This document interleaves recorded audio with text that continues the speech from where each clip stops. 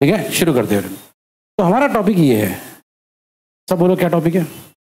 Magnetic field due to current. सब बोलो। हाँ, इस लॉ को कहते हैं बायोट सेवर्ट लॉ। ठीक है, अब मेरी बात सुनो एवरीवन हियर हियर। तो ये सीन क्या देखते पहले लिखा है, the magnitude of magnetic induction at a point due to a small element of current carrying conductor. क्या सीन है समझो। इमेजिन करो, डोर बंद कर दो। इमेजिन करो एक करंट कैरिंग कंडक्टर है, जैसे कि ये, मतलब क्या सर, करंट कैरिंग वायर। एक ऐसा वायर, आप अंदर उनको बाहर ले लो, एक ऐसा वायर जिसमें से करंट फ्लो हो रहा है, जिसमें से करंट फ्लो हो रहा है। ओके हियर, हाँ कहीं पे भी आप मैनेज कर लो, आगे पीछे इधर उधर। ओके हियर, एक ऐसा वायर जिसमें से करंट फ्लो हो रहा है, ठीक है, उसका ये पूरा तो वायर है, ओके, लेकिन उसका एक छोटा सा पार्ट हम लोग सेलेक्ट करेंगे, और जो छोटा सा पार्ट हम लोग सेलेक्ट करते हैं ना, उसको कहते हैं एलिमेंट। क्या कहते हैं उसको?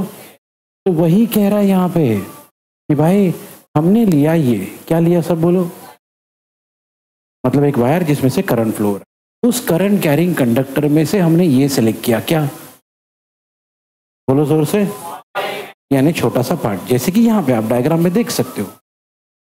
ओके, ये हमारा करंट कैरिंग कंडक्टर है, करंट कैरिंग कंडक्टर है, उसमें से छोटा सा पार्ट हमारा स्मॉल एलिमेंट है। ठीक है, हमसे क्या कहा गया, सुनो, हमसे कहा गया कि इस छोटे से एलिमेंट में कितना, बोलो क्या, कितना मैग्नेटिक इंडक्शन होगा। अब क्योंकि हमने छोटा सा पार्ट सेलेक्ट किया, इसलिए उसके मैग्नेटिक इंडक्शन को फिलहाल हम लोग बी नाम दी नहीं दे रहे। क्या नाम दे रहे? क्यों? क्योंकि अभी हमने स्मॉल एलिमेंट लिया, अभी पूरा वायर लेते तो डी नहीं आता, सिर्फ अभी हमने वायर का एक छोटा सा हिस्सा लिया, इसलिए हम लोग क्या बोल रहे हैं, डीबी। क्या बोल रहे हैं वीरेन? डीबी। ओके, तो सुनो, बायोट सेवर्ट ने मिलके कुछ बातें पता की। क्या पता की? सुनो, सबसे पहले ये जो डीबी है, कौन है डीबी? पहले तो याद कर लो, कौन है डीबी? बोलो जोर से। मुझे तो पहले एक बात बताओ एवरीवन, क्या किसी वायर में से जब करंट फ्लो होता है, अब इस वायर में से करंट फ्लो हो रहा है, तो क्या इसके आजू बाजू में मैग्नेटिक फील्ड भी आ जाती है क्या? हाँ, तो यही तो पूरे चैप्टर में पढ़ रहे हैं, magnetic effect of electric current. जब भी किसी वायर में इलेक्ट्रिक करंट फ्लो होगा, क्या फ्लो होगा? वायर बोलो, कंडक्टर बोलो, एक ही बात है, क्या फ्लो होगा? बाय डिफॉल्ट उसके आजू बाजू में आ जाएगी। तो अगर ये वायर है, इसमें से करंट फ्लो हो रहा है, तो इसमें आजू बाजू में क्या आ जाएगा? मैग्नेटिक फील्ड आ जाएगा। ठीक है, ये बंदों ने, बायोट सेवर्ट ने उसी पे रिसर्च किया कि एक वायर लिए, वायर का एक छोटे से पार्ट की वजह से कितना मैग्नेटिक मोमेंट या कितना मैग्नेटिक फील्ड डेवलप हो रहा है, उस पे रिसर्च किए। तो इनको कुछ बातें पता चली। पहली बात ये पता चली, सब बोलो क्या पता चली, बोलो जोर से। टीबी कौन, आई कौन? अब दोनों के बीच में कौन सी साइन है? इसका मतलब अगर वायर में से करंट बढ़ाओगे तो मैग्नेटिक इंडक्शन भी, वायर में करंट कम करो, करंट कम होगा। बात तो सही, करंट कम करे तो कम होगा, लेकिन फिर भी हम किसकी बात कर रहे हैं? Magnetic induction. ठीक है, तो सबसे पहली बात इन लोगों को यह पता चली, एक सेकेंड, इन लोगों को, बायोट और सेवर्ट को। ओके, देखो दोनों नाम के बीच में डैश है क्या? डैश है, क्या मतलब? तो अलग अलग लोग हैं भाई। ओके, तो बायोट सेवर्ट को पता चला कि सबसे पहली बात हमारा ये क्या, दूसरा ये पता चला, सब बोलो सर, डी आई ने डी एल, कौन है भैया? D L. डीएल कौन है सर? बोलो जोर से। इसका मतलब, अभी सुनो ध्यान से एवरीवन हियर, इसका मतलब ये है स्टार्टिंग में आपने लेंथ कम लिए थे, मान लो 1 सेंटीमीटर लिए थे, ओके, तो मैग्नेटिक इंडक्शन भी कम मिला, डायरेक्ट प्रोपोर्शन है ना। बाद में अपने लेंथ ऑफ द एलिमेंट थोड़ा बढ़ा लिए, मान लो 1 से 3 सेंटीमीटर कर दिए, तो इसकी वैल्यू भी और बढ़ा लिए, वैल्यू और बड़ा करोगे वैल्यू, पूरे वायर को लोगे तो वैल्यू, यस वही तो बोला गया है। सेकेंड पॉइंट हमारा ये है, सब बोलो, हाँ फटाक से बोलना भैया, डीबी कौन और डीएल कौन। चलो तीसरी चीज ये पता चली, सब बोलो क्या, और एक बार सर साइन थीटा कहां पे, सर यहाँ पे, ये देखो, ये देखो, ये थीटा दिख रहा है। अब ये थीटा किस किस के बीच में लेंगे, कौन सी दो चीज के बीच का ये थीटा, ये एंगल है। तो सुनो क्या लिखा है, एंगल बिटवीन, अब बिटवीन बोले तो दो चीजें आनी चाहिए ना, एक, दूसरा, बोलो बोलो जोर से, चलो ये दोनों चीज जरा ढूंढते हैं इसमें, एवरीवन हियर, ओके, इसके किसका बीच का एंगल बोले, एक तो एलिमेंट, ओके, ठीक है। अभी हमारा पॉइंट भी यहां पर है, तो एलिमेंट के लिए मान लो ये आपका हो गया एलिमेंट, ये वाली लाइन आपका एलिमेंट हो गया। ये देखो ये एक लाइन है ना, एक लाइन, लाइन कौन सी होनी चाहिए बोले, एक ऐसी लाइन जो एलिमेंट को, sorry element, centre of the element को इस पॉइंट के साथ ज्वाइन करे। देखो लिखा है लाइन ज्वाइनिंग, बोलो ना जोर से,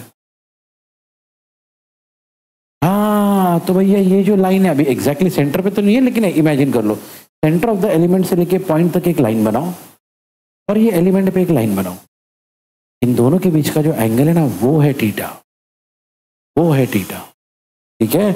और इस बार हमारा जो डीबी है वो डायरेक्टली प्रोपोर्शनल है थीटा को नहीं, बल्कि सब बोलो, पूरा बोलो डीबी। तो सबसे पहले क्या पता चला, सेकेंड, थर्ड, रशद डीबी कौन, हाँ मैग्नीट्यूड ऑफ मैग्नेटिक इंडक्शन, ठीक है, ऑफ अ स्मॉल एलिमेंट, ठीक है। आखिरी चीज जो इस बंदे को पता चली वो ये थी, सब बोलो क्या,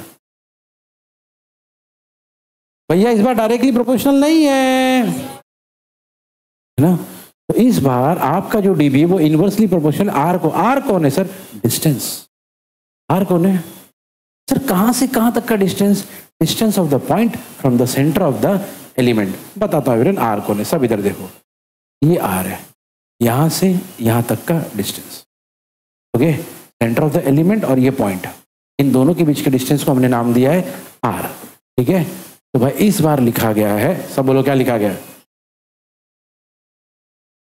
आर कौन है, कहां से कहां तक का, जोर से, यस, ओके। तो चलो भाई जितना हो सके बिना देखे, सबसे पहले क्या पता चला, सेकेंड, थर्ड, फोर्थ, अभी सोचो सबको अगर मिला दिए तो क्या यही मिलेगा, ये तीन डायरेक्ट थे, ऊपर आ गए, ये इनवर्स था, यही बात सही है। तो डीबी, अब सर आप कैसा पढ़ेंगे सर, डायरेक्ट पढ़ेंगे इनवर्स पढ़ेंगे, अभी तो सब साथ में गए, नहीं, जब कुछ नहीं है ना, जब एक साथ बहुत सारे लोग आ गए तो आप सिर्फ ऐसा बोलते हो, dB is proportional, dB is proportional to I dl sine theta upon R, तब आप डायरेक्ट इनवर्स ये सब बोलोगे, ठीक है। चलो भाई सब पढ़ो एक साथ, क्या मिला, लेकिन हम सबको मालूम है प्रोपोर्शनैलिटी साइन हटा के इक्वल टू लाने के लिए एक वो कांस्टेंट हमने डाला यहां पे, के देखो लिखा है, के कौन है, बन गया हमारा फाइनल फॉर्मूला, बोलो क्या,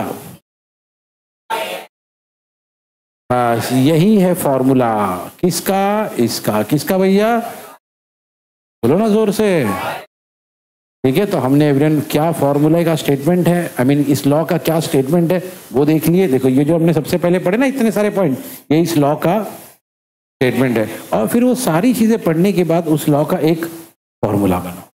ठीक है, पहले इतना रिवाइज कर लेते अच्छे से, एवरीवन हियर, याद करते रिवाइज करते हियर। सुनो एवरीवन, तो डिटेल में समझने से क्या चीज़ है, सबसे पहले यहाँ पे देखो एवरीवन, तो हमारे पास ये देखो, ये ऊपर जो देखे हमने वही चीज़ है दोबारा। हमारे पास एक क्या है, वायर की खास बात क्या है, उसमें से करंट फ्लो हो रहा है। कितना करंट फ्लो हो रहा है, आई। ठीक है कहानी, ओके। वायर का शेप क्या है, सर्कल है कि क्या है, या रेक्टेंगल है, क्या है, कोई शेप नहीं है सर, कोई शेप नहीं है, तो क्या बोलते हैं, याद है ना ये बात, पहले भी हमने डिस्कस किए थे, जब कोई चीज कोई शेप फिक्स नहीं होता हम उसको बोलते हैं आर्बिट्री। ठीक है, चलो भाई, अब एवरीवन हमको ये बात भी मालूम है, हमने इस पे एक छोटा सा पार्ट सेलेक्ट किए, छोटा सा पार्ट सेलेक्ट किए, उस छोटे से पार्ट को क्या नाम दिए, एलिमेंट। उसका लेंथ कितना लिए, ऊपर की बात है, जो ऊपर पड़े वही है। ठीक है, फाइन। अब उस छोटे से एलिमेंट में से, okay, the current in this element is in the direction of the length vector DL बार। जरा ध्यान से देखना एवरी ईयर, ये जो एरो देख रहे हो ना, ये एरो, ओके, ये एरो को बोलेंगे क्या, हाँ ऐसे लेंथ है, बस उसको एरो दे दिए, डायरेक्शन दे दिए, तो क्या बन गया वो, length vector, length vector DL बार। ठीक है, उस डीएल बार के इस एलिमेंट की वजह से देखो पूरे वायर में से करंट फ्लो हो रहा है, तो ऑब्वियसली इस एलिमेंट में से भी तो करंट फ्लो होगा। अगर करंट फ्लो होगा तो क्या प्रोड्यूस होगा, बोलो ना, हाँ, तो एक मैग्नेटिक फील्ड प्रोड्यूस हुआ। कितना मैग्नेटिक फील्ड प्रोड्यूस हुआ, ठीक है। अच्छा चलो, एक सिंपल सा क्वेश्चन, तो सी ना, इस सिंबल का क्या मतलब है, तो भैया हाँ सुनो, बात चल रही है जो है ना, ये ऑब्वियसली ये है डायरेक्शन, क्या है, इसका डायरेक्शन सर, तो मैंने देखो दो ही बात हो सकती है, मैग्नेटिक फील्ड या तो अंदर की तरफ जा रहा है,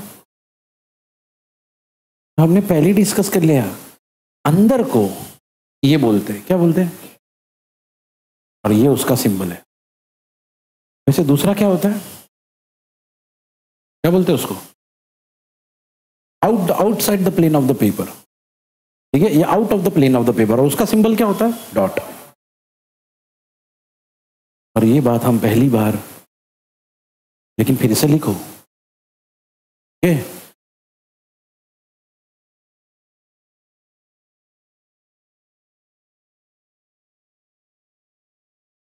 रेडी, ओके।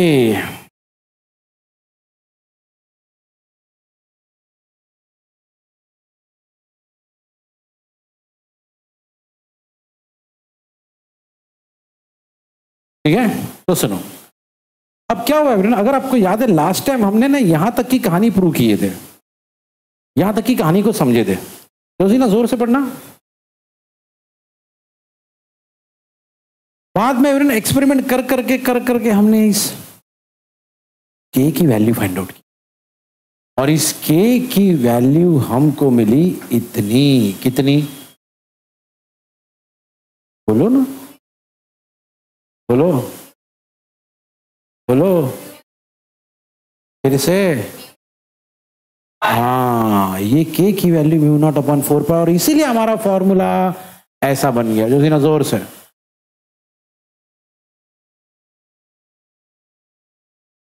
हाँ जहाँ देखते हैं ना, कभी मैं 1 2 ऐसा बोलते रहता हूँ, दो बार पढ़ो,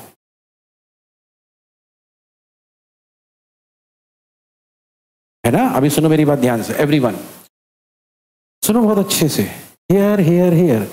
कई बार इलेक्ट्रिकल चीजें जब हम लोग पढ़ते हैं ना, उसमें ये बंदा आता है, कौन, हाँ, हम लोग इसको कहते हैं परमिटिविटी, क्या कहते हैं, इस बार बंदा आया है, हाँ, इसको कहते हैं, बोलो, परमिएबिलिटी। देखो, परमिएबिलिटी, ओके, परमिएबिलिटी। ठीक है, थोड़ा प्रैक्टिस करो, घर पे जाके हो जाएगा, ओके, हियर, ओके। तो ये जो म्यू नॉट है, कौन है भैया, ये बोलो, हाँ देखो, मैंने लास्ट टाइम भी कहा था, एप्सिलॉन नॉट होता है परमिटिविटी। परमिटिविटी यानी इलेक्ट्रिक फील्ड को कितनी परमिशन है। इलेक्ट्रिक फील्ड हर जगह नहीं घुस सकता यार, कहीं जगह घुसता है, कहीं जगह नहीं घुसता है, कहीं जगह स्लो, कहीं जगह, तो हर जगह सेम परमिशन। तो उसको चेक करने के लिए हमने एक चीज बनाए थे, एप्सिलॉन, एप्सिलॉन नॉट, जिसको कहते थे हम लोग परमिटिविटी। अब हम इलेक्ट्रिक फील्ड की बात नहीं कर रहे, हम किसकी बात कर रहे हैं, अब हम इलेक्ट्रिक फील्ड की बात नहीं कर रहे, तो फिर परमिएबिलिटी की बात कर रहे, इसकी बात कर रहे, मैग्नेटिक फील्ड की बात कर रहे। बैठो, अब हम इलेक्ट्रिक फील्ड की बात नहीं कर रहे, मैग्नेटिक फील्ड की बात। इलेक्ट्रिक फील्ड में होता है mu epsilon not, magnetic field में होता है, वहां पे परमिटिविटी कहते हैं, हालांकि मतलब सेम ही है। परमिएट होना मतलब किसी चीज के अंदर घुसना, ओके, किसी चीज के अंदर परमिएट होना मतलब किसी चीज के अंदर घुसना, ओके, किसी रॉक के अंदर या किसी स्पॉन्ज के अंदर जब पानी जाता है उसको बोलते परमिएट करना, चारकोल के अंदर जब पानी जाता है उसको बोलते परमिएट करना, ठीक है, बात वही है एवरीवन, ठीक है। एनी हाउ, तो वहां पे था परमिटिविटी, यहाँ पे है, उसका सिंबल था एप्सिलॉन नॉट, इसका सिंबल है नॉट, और ये म्यू नॉट की वैल्यू है, म्यू नॉट की वैल्यू इतनी है, सब बोलो कितनी है, टेस्ला मीटर पर एम्पियर, ओके। अगर 4 पाई की वैल्यू अगर डाल दोगे, पाई की वैल्यू है ना 3.14, अगर डाल दोगे तो आपको इतना मिलेगा, कितना मिलेगा बोलो, सारे वैल्यूज हमको याद रखने हैं, ओके। चलो भाई, तो ये सब बातें हो गई। अब इसी फॉर्मूले को अगर वेक्टर फॉर्म में लिखा जाए, किस फॉर्म में, इस फॉर्म में, जरा पहले यहां पे ध्यान दो, क्या लिखा है, डीएल साइन थीटा, क्या लिखा है, डीएल, हाँ। अब एवरियन एक चीज याद रखना, देखो इसको वेक्टर फॉर्म में लिख रहे हैं, जरा ध्यान से देखना एवरियन ईयर, क्या करेंगे वेक्टर फॉर्म में लिखने के लिए, हम यहां पे ऊपर नीचे आर से मल्टीप्लाई करेंगे, किसे मल्टीप्लाई करेंगे, आर से, सुनते रहो बस, पहले सुन लो अच्छे से, आर से मल्टीप्लाई। अब एक बात तो अच्छी हो गई एवरीवन, देखो भाई, R into R square obviously R cube है, अब है ना everyone, mu naught upon 4 pi था वो भी है, आई था वो भी है। अब जरा ना इन दोनों पे ध्यान दो, इसमें dl sine theta into R, सब बोलो, फिर से बोलो भाई, मतलब डीएल आर साइन थीटा, हमको मालूम है ए बी साइन थीटा, हाँ जो सी ना, क्या होता है ए बी साइन थीटा,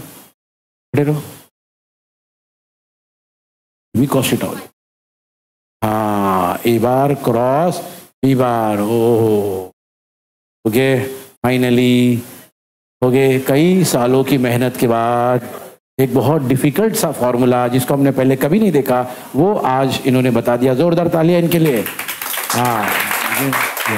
चलो भाई, बैठो बैठो, thank you so much, okay, ये चलो सुनो, अभी A B sine theta equal to A bar cross B bar है, तो डीएल आर साइन थीटा होना चाहिए, क्या होना चाहिए, डीएल बार क्रॉस आर बार, ये ओके, लिख लो भाई चीजें कहां से है। चलो सुनो एवरीवन, एवरीबॉडी हियर नाउ सुनो, तो इस बार क्या है मालूम है, सीन क्या है, हमको हमारा, हमने जो भी पढ़ा है, क्या पढ़ा हमने अभी, उस बायोट सावर्ट लॉ को हम अप्लाई करेंगे इस सिचुएशन में। सिचुएशन क्या है, ये देखो, ये एक वायर है एवरीवन, यानी कौन है भैया, कंडक्टर है जिसमें से करंट फ्लो रहा है, और खास बात है बहुत लॉन्ग है भैया, इतना लॉन्ग है, इतना लॉन्ग है कि हमने इसको नाम दिया है, ठीक है। तो भाई क्या करेंगे, सुनो भाई एवरीवन हियर, तो सीन ये है कि पहले हमने एक कंसीडर किया, एक स्ट्रेट वायर जिसका लेंथ, जिसमें से करंट फ्लो हो रहा है आई। अब थोड़ी दूरी पर हमने एक पॉइंट पी सेलेक्ट किया, देखो लिखा let a point P situated, कहाँ सिचुएटेड भैया, इस वायर से आर डिस्टेंस पे, मतलब इस पॉइंट पी और इस वायर के बीच में कितना डिस्टेंस है, आर, बच रहा है पॉइंट पढ़ना, हाँ ओके। अब याद रखना डिस्टेंस हमेशा परपेंडिकुलर ही होता है, इसलिए ये वर्ड यूज किया है, क्या वर्ड यूज किया है, हाँ। तो सिंपल लैंग्वेज में भाई ये पॉइंट और इस वायर के बीच का डिस्टेंस कितना है, आर, ठीक है। चलो भाई, अब सॉल्व करने के लिए सुनो इधर अच्छे से, इधर एवरीवन घूमते, इधर बीच में कोई कुछ मत लिखो, सुनो खाली, ओके, या तो आपके हैंडराइटिंग इतनी फास्ट रहे कि आप डिस्टर्ब ना हो। यार हमने अभी तक सुना है कि जब भी बायोट सेवर्ट लॉ प्रूव करना है तो हम एक छोटा सा एलिमेंट लेते हैं, तो हम यहाँ पे भी एक छोटा सा एलिमेंट लेंगे जिसका लेंथ कितना है, DL1। देखो बहुत छोटी चीज को क्या बोलते हैं, हमेशा याद रखना, ये दोनों वर्ड ऑपोजिट है एक दूसरे के, कौन से दोनों वर्ड? इनफाइनाइट, इनफाइनाइट यानी, और इनफाइनाइटेसिमल यानी। तो एक छोटा सा एक पार्ट हमने सेलेक्ट किया, देखो लिखा है कंसीडर एक छोटा सा लेंथ, कितना लेंथ? डीएल बार। ऑब्वियसली उस डीएल बार में भी, डीएल बार जो भी है उसमें से भी करंट कितना फ्लो हो रहा है भाई? तो सुनो क्या लिखा है, the current element equal to IDL bar. सब बोलो क्या लिखा है, बोलो ना जोर से भैया। वो जो छोटा सा पार्ट है उसका लेंथ कितना है, उसमें से करंट कितना फ्लो हो रहा है? तो इस आई इंटू डीएल बार को कहा जाता है, सही है? चलो भाई अभी सुनो किसी ने पॉइंट पढ़ना हो तो अभी सुनो मेरी बात ध्यान से। मान लो ये जो हमारा करंट एलिमेंट है वो इधर है, ओके? यहां से लेके पी तक के बीच का डिस्टेंस है आर, लिखा है देखो पढ़ो, याद रखना भैया ये हमारा करंट एलिमेंट है भाई। हाँ, करंट एलिमेंट इज ये हमारा पॉइंट पी है, ये हमारा करंट एलिमेंट है, दोनों के बीच का डिस्टेंस कितना है? आर। और इतना ही नहीं, उस आर ने हमारे वायर के साथ एक एंगल भी बनाया, पढ़ो, थीटा। ये कहानी समझो अच्छे से। ये कौन? Current element. ये कौन है? Point P. दोनों के बीच का डिस्टेंस,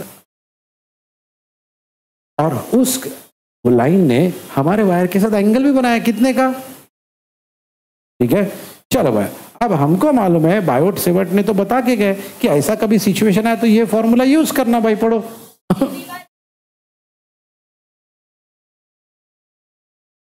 फिर से। ओके चलो, ओके एवरीवन, ये पॉइंट की जरूरत नहीं है अपने को, ठीक है? अब हमको तो मालूम है यार, अब हमने निकाला है डीबी बार। क्या निकाला है? मतलब सिर्फ उस करंट एलिमेंट का मैग्नेटिक इंडक्शन। लेकिन हमको तो भैया पूरे पूरे तो पूरे वायर के लिए हम लोग क्या करेंगे, क्या करेंगे, क्या करेंगे? लेकिन एक दिक्कत। अब क्या दिक्कत सर? सुनो, वायर इतना लॉन्ग है कि हम जो है ना इस वायर को दो हिस्सों में डिवाइड करें, एक इस पॉइंट से ऊपर वाला पार्ट, एक इस पॉइंट से जो ऊपर वाला पार्ट है उसको हम लोग नाम देंगे क्या, बोलो? और उस पॉइंट से नीचे वाले पार्ट को नाम देंगे। क्यों सर ऐसा कर रहे हैं सर हम? क्योंकि वायर इनफाइनाइटली लॉन्ग है, एक साथ निकालना मुश्किल है, ठीक है? तो हम लोग क्या किए विरन, हमने इस पॉइंट से ऊपर को नाम दिए अपर, नीचे को नाम दिए लोअर। ये पॉइंट अगर जीरो है तो यहां से कहां तक जाएंगे? इन्फिनिटी तक, ओके? और ये पॉइंट अगर जीरो तो यहां से नीचे कहां तक जाएंगे? इन्फिनिटी। सर इन्फिनिटी तक क्यों जा रहे हैं सर? अरे भैया हमारा वायर ही ऐसा है। कैसा वायर है? इनफाइनाइट।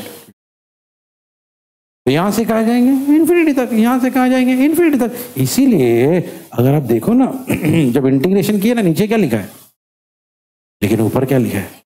और ये हम लोग क्या निकाल रहे हैं? बस कुछ नहीं कि ये फॉर्मूला लिए, इसमें इंटीग्रेशन डाल दिए। देखो डीबी की वैल्यू है ना अपने पास, डालो, ये मिलेगा। सर μ0/4π बाहर क्यों लिखे? वो आप ही बताओगे बाहर क्यों लिखे? कांस्टेंट है, जितने कांस्टेंट है सब बाहर, जितने वेरिएबल है सब। चलो ये स्टेप पढ़ना जोशीना जोर जोर से।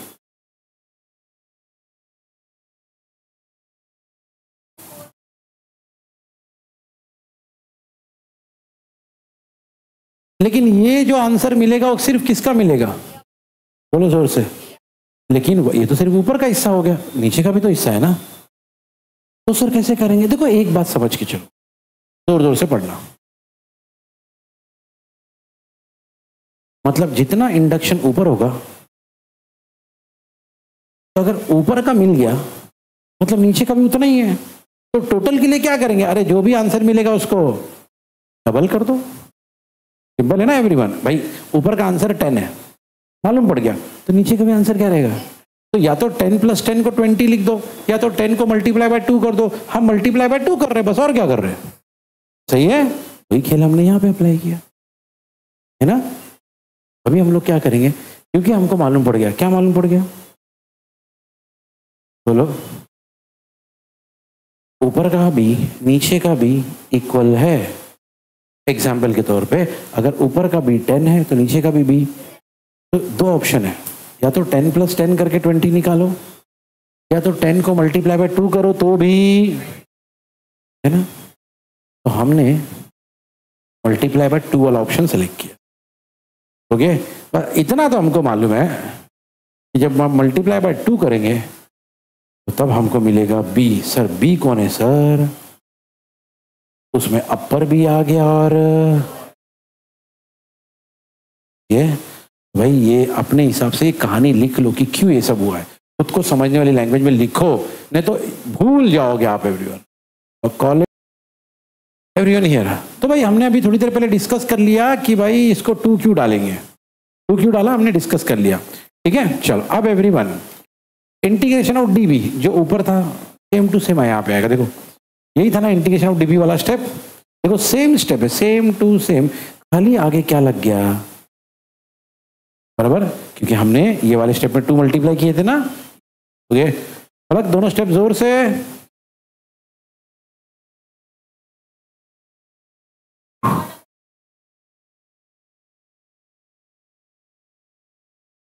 चलो एवरीवन, अभी एक इंपॉर्टेंट चीज पे फोकस करना है अपने को, जरा ध्यान से देखना है। यहाँ पे कुछ लिखा है, फलक जोर से, स्मॉल कैपिटल ऐसा पढ़ो, स्मॉल आर।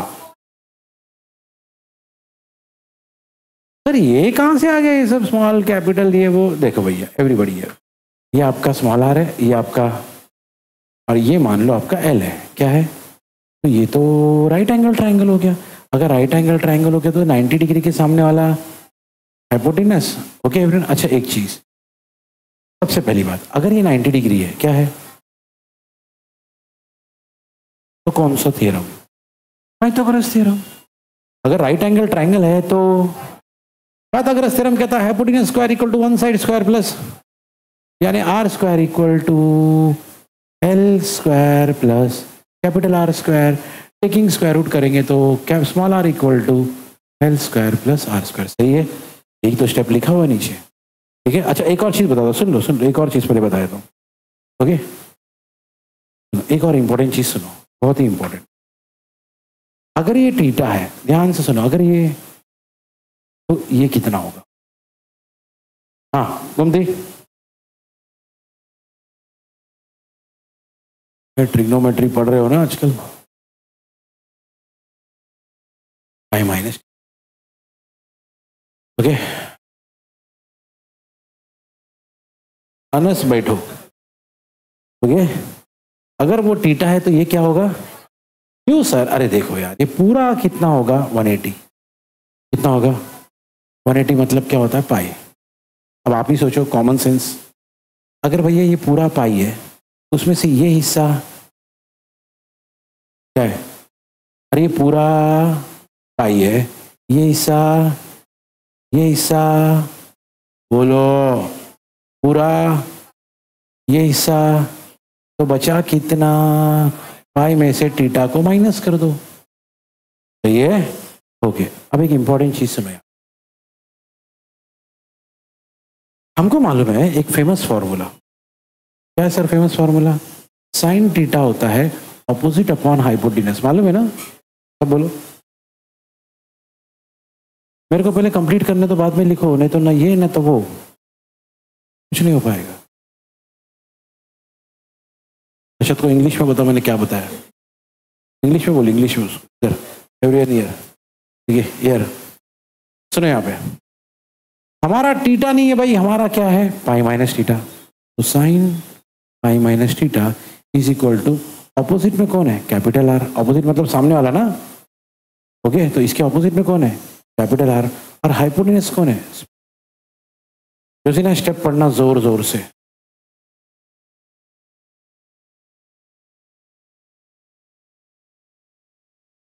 अब मैं नहीं हटा सकता, आप लोग जाओ नीचे देखोगे तो आपको ये वाला स्टेप मिलेगा, sine pi minus theta equal to capital R upon small R. ऐसा है क्या? ऐसा कोई स्टेप है क्या?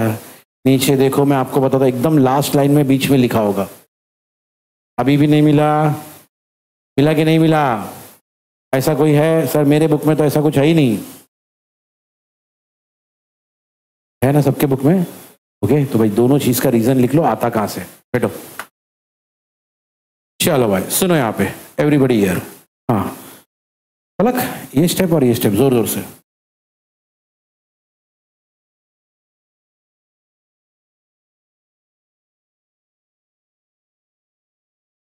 अच्छा अभी ना एक फॉर्मूला है, सुनो सुनो सुनो सुनो, ट्रिग्नोमेट्री का एक फॉर्मूला है। क्या सर?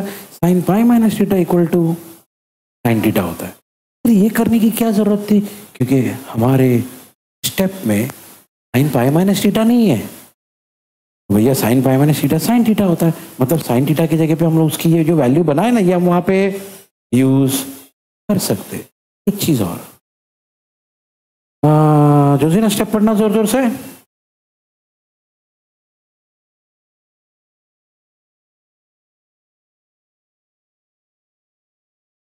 अच्छा अभी इस पे नोटिस करो, नीचे क्या लिखा है? लेकिन स्मॉल आर के बारे में मालूम है फलक? जोर जोर से।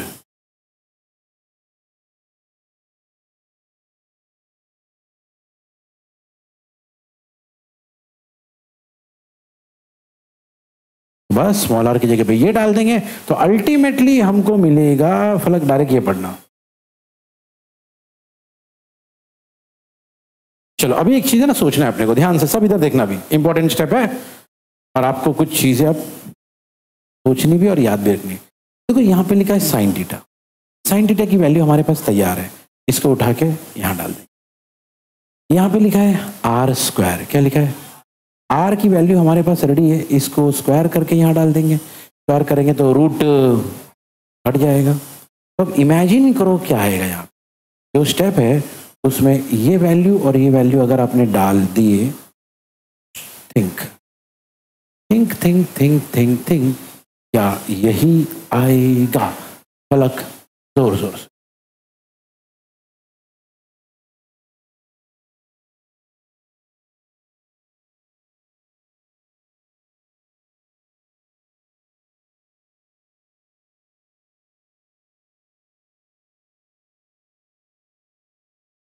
यही आएगा, श्योर यही आएगा। ओके अब क्या है, जितने भी चीजें कैंसिल हो सकती कैंसिल करो, बाहर निकल सकती बाहर निकालो। सब करने के बाद जैसे देखो म्यू नॉट आई अपॉन 2 पाई बाहर है, कैपिटल आर कांस्टेंट है, बाहर निकालो, बाकी सबको अंदर डाल देंगे, बाकी सबको अंदर डाल देंगे। यहाँ पे दिख नहीं रहा, आप अपने बुक से स्टेप पढ़ना जोर से।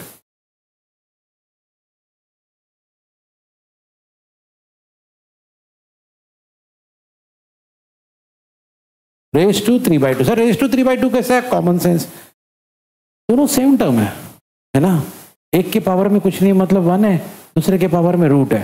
तो यार यहाँ पे आ जाए, मैं कई बार बता चुका, अगर x रेज टू 1 और x raise to root, root मतलब क्या होता है? 1/2। तो ऐसे केस में क्या होगा? 1 + 1/2 है ना।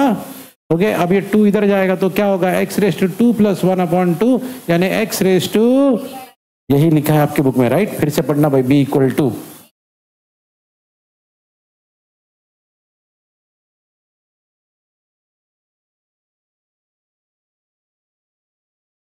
अब है ना ये वाला जो इंटीग्रेशन है ना, ये बहुत ध्यान से सुनना एक बात, ये वाला जो इंटीग्रेशन आप देख रहे हो ना, ये क्योंकि नॉन मैक्स वाले बिल्कुल सॉल्व नहीं कर पाएंगे, बहुत भारी पड़ेगा, इसलिए इन्होंने भी सॉल्व नहीं किया, डायरेक्ट लिख दिया कि अगर अब इसको सॉल्व करोगे तो आपको ये मिलेगा।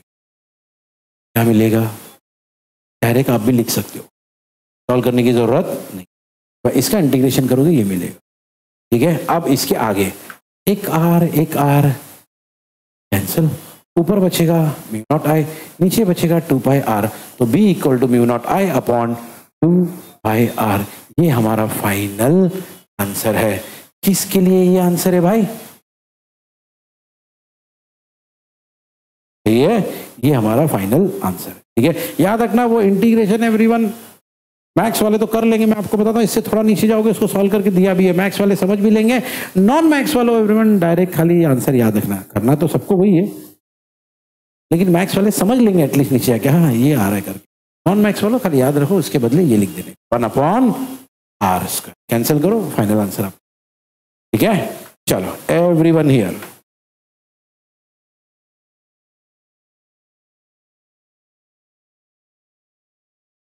सुनो, कभी कभी ना ये नाम दे देंगे आपको, सब लोग ये नाम देखो, बोलो भाई नाम बोलो सब लोग, बोलो जोर से। देखो अभी क्या बोले थे, इनफाइनाइट लॉन्ग स्ट्रेट वायर, अभी उसके आगे क्या वर्ड लगा दी, सेमी। अब जब भी ये वर्ड सेमी लगता है हम सबको मालूम है आधा होता है, सर्कल सेमी सर्कल आधा, है ना, वही कहानी है, वही कहानी है भैया। कभी भी ऐसा हुआ तो क्या करेंगे सर, भैया पिछली बार जो बी लिखे थे ना अब उसके नीचे आधा, क्यों आधा सर, सब बोलो क्या लिखा है ना। तो पिछली बार का क्या आंसर था, चलो भाई पिछली बार का फाइनल आंसर ये था, सब बोलो बी, बस तो देख लो एवरीवन वही आंसर है, बी का वही आंसर है, खाली आगे क्या लगा दिए भाई 1/2। क्यों सर, क्योंकि इस बार सिंपल। अब यार सॉल्व करेंगे, ये 2 और 2 क्या हो जाएगा 4, बाकी पूरी कहानी वैसे के, समझ में आई बात है। तो कभी अगर ये पूछे सेमी इनफाइनाइट तो पिछली बार जो आंसर आया था ना आधा कर, ठीक है, तो जो 1/2 था पहले अब वो 1/4 हो गया, खत्म, ठीक है, बाकी पूरी कहानी सेम टू सेम, ठीक है। तो ये हमने पढ़ा भाई क्या, पायोट सेवर्ट लॉ, सब बोलो भाई, बोलो जोर से। अब एवरेंस अगर आप नोटिस करोगे इसमें एक ही अभी जो सिचुएशन पढ़े हमने इसमें एक ही फॉर्मूला है, B = μ0 I अपॉन, बोलो ना जोर से, बोलो। बस आपके जितने भी क्वेश्चन आप देखोगे सब में यही फॉर्मूला यूज होगा, सब में यही एक फॉर्म, जैसे एग्जांपल के तौर पे 67 देखो, फॉर्मूला देखना पहले क्या फॉर्मूला है, बोलो ना। हाँ भाई क्यों सर ये लिए, क्योंकि भाई किसकी बात चालू है, अगर बोला होता सेमी तो यहाँ 2 के बदले ही होगा और कुछ नहीं, ठीक है। अब इसमें देखो देखो क्या क्या चीज है, B है, I है, कैपिटल R है, ठीक है सर। μ0 और 2π भी तो, अरे μ0 की फिक्स वैल्यू होती है, तो मतलब μ0 तो आपके पास बाय डिफॉल्ट है, 2π वो भी तो आपको मालूम है फिक्स वैल्यू है ना। तो मतलब घुमा फिरा के देखा जाए तो तीन ही लोग हैं, B I R। अब इन्हीं तीनों में खेल चलेगा, जैसे इस क्वेश्चन में I दिया है R दिया है, तो ऑब्वियसली क्या पूछेगा, समझ रहे हो फ्रेंड, तीन ही लोग हैं और कोई ऑप्शन ही नहीं है क्वेश्चन बनाने वाले के लिए, अनलेस एंड अनटिल थोड़ा एडवांस लेवल पे लेके जाए, बेसिक लेवल पे इतने ही ऑप्शन है, B है I है R है, इसी में खेलते रहो, कभी ये दोनों तो वो पूछो, कभी ये दोनों तो वो पूछो, यही खेलते रह सकते हैं बस और कुछ नहीं, ठीक है। एक क्वेश्चन सॉल्व करके देखते हैं इसका क्या होता है, सुनो एवरीवन, हाँ फलक क्वेश्चन पढ़ना, चलो भाई। डिस्टेंस, डिस्टेंस यानी कौन, कैपिटल R, और डिस्टेंस कितना दिया है हमको तो मालूम है भैया, सेंटीमीटर में कहानी चलेगी नहीं, किस में ले जाना पड़ेगा, कैसे ले जाना पड़ेगा, बोलो। चलो भाई ये हो गया कैपिटल R, आगे बढ़ो। कंडक्टर नहीं भैया, करंट, करंट कितना है भैया 5 एम्पियर, तो I हमारा कितना है 5, तो इसका मतलब हमारे पास I है, हमारे पास R है, तो बट ऑब्वियस है क्वेश्चन में क्या पूछा है, कैलकुलेट द वैल्यू ऑफ, यानी B पूछा, क्या पूछा हुआ है B, ओके। और रही बात फॉर्मूले की, फॉर्मूला हमको मालूम है, सब बोलो, याद रखना भाई μ0, क्या μ0 की ये वैल्यू होती है, याद कर लो सब लोग, पहले भी यूज कर चुके इसको, हाँ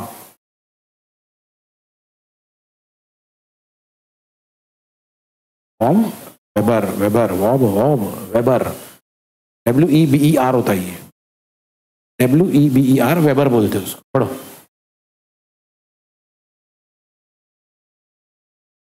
एम्पियर मीटर, चलो ठीक है, ओके, ये वेबर है, ये एम्पियर है, ये मीटर है, ठीक है। अच्छा खैर सब इधर देखो, तो भाई μ0 की वैल्यू हमारे पास इतनी है, कितनी है सब बोलो, क्या I क्वेश्चन में दिया हुआ है 5, 2π ऐसी रखो, सर ऐसी क्यों रखना है, अरे पाई पाई है ना। फिर कौन बचा, कैपिटल R, कैपिटल R कितना दिया था भैया 2 × 10⁻²। अब देखो इतना इजी है एवरीवन, 4π कैंसिल है ना, ये 2 × 2 4, ऊपर 4, पाई कैंसिल, बचा ही क्या है 5 लिख दे यहाँ पे, ऊपर -7 है, नीचे -2 पर आएगा तो क्या होगा +2, -7 + 2 खत्म, क्योंकि बी है तो यूनिट क्या होगा, टेस्ला। नाइस, कैलकुलेशन करने की जरूरत भी नहीं। ठीक है, तो तीन ही चीज होगा। कौन सी तीन चीजें, बी आई आर, इन तीन में से दो दिया जाएगा, तीसरा। ठीक है।